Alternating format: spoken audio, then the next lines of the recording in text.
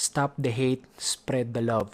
Napakarami pa sanang talento at kakayanan sa mundo. Takot lang tayong ipakita dahil sa takot sa sasabihin ng iba. Kaya mas pinipili na lamang nating maging kagaya nila. Maling-mali, stand on your feet. Wag na wag kang magpapa-apekto sa sasabihin ng iba. Bigyan mo ng oras ang sarili mong kilalanin kung sino ka at ano ang kaya mong gawin. Sariling pag-angat mo ang pinag-uusapan natin dito. Kaya todohan mo lang. Higit sa lahat, ano ang kaya mong iambag na kabutihan sa mundo na marami ang makikinabang. Hindi lang pera ang tinutukoy ko. Kung wala tayo noon, magpasaya na lang tayo ng kapwa natin dahil iba ang epekto ng ligaya sa tao pag masaya. Doon natin naiisip na mas marami pa pala tayong kayang gawin. Ang resulta, mas aangat ang bawat isa. Tama na ang hilaan pababa. May kanya-kanya tayong tungkulin sa mundo. Kaya kung may naiiba man, huwag nating husgahan. Paano tayo lalawak kung mananatili tayong makitid? Spread the love, stop the hate. Dapat gano'n naman talaga ang gawin natin, di ba? Paano tayo aangat? Kung may naiiba man, hayaan natin sila maging iba. Kung ano tayo, yun tayo. Kung sila yun, sila yun. Huwag natin silang husgahan, huwag natin silang tingnan ng mababa o ano man yan. Kung nag-uumpisa sila at ikaw nandito na,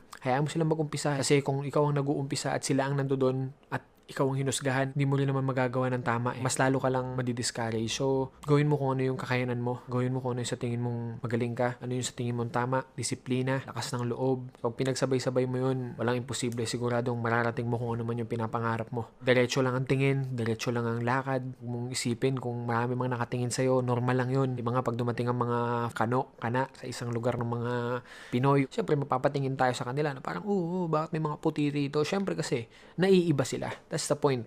Kaya kung naiiba ka, normal lang na pagtinginan ka ng lahat. Kaya wag mong iisipin yun. Wag kang maiilang, wag kang mahihiya. Gawin mo lang ng gawin yung gusto mong marating. Tuloy-tuloy lang ang biyahe. Walang ibang tutulong sa sarili natin kung di tayo lang rin. Walang ibang maniniwala sa atin kung di tayo lang rin. Kung isa kayo sa mga nagsistruggle sa kung ano yung gusto nyo gawin sa buhay, ano yung pangarap nyo sa buhay, gawin nyo lang yung gusto nyo. Minsan, marami tayong pangarap pero dahil sa sobrang iniisip natin yung sasabihin ng iba, nalilimitahan tayo. Maging malaya tayo sa sarili nating kaisipan. Maging malaya tayo sa sarili nating puso. Maging malaya tayo sa sarili nating galaw. Palagi ko nga sinasabi, hanggat wala tayong tinatapakang iba, wala tayong dapat ipag-alala.